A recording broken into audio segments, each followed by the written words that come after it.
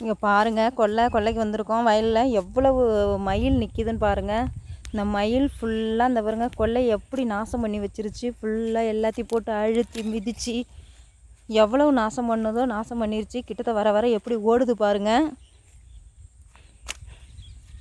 மயில் எத்தனை மயில் இப்படி ஒரு கொல்லையில் பூந்து ஒரு கொல்லையை நாசம் பண்ணால் இது வந்து விவசாயம்லாம் என்ன பண்ணுறதுன்னே தெரியல.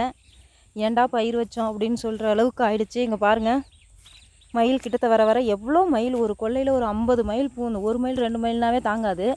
இதில் 50 மயில் பூந்து ஃபுல்லாக ஒரு காணி கொல்லையை தின்றுச்சு.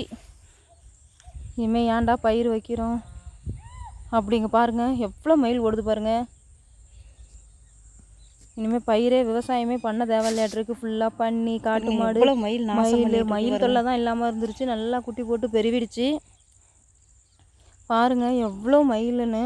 இந்த மாதிரி இருந்தால் என்னம்மா பயிர் வைக்கிறது? விவசாய மக்கள்லாம் எவ்வளோ கஷ்டப்படுறாங்கன்னு சொல்லிட்டு பாருங்கள்.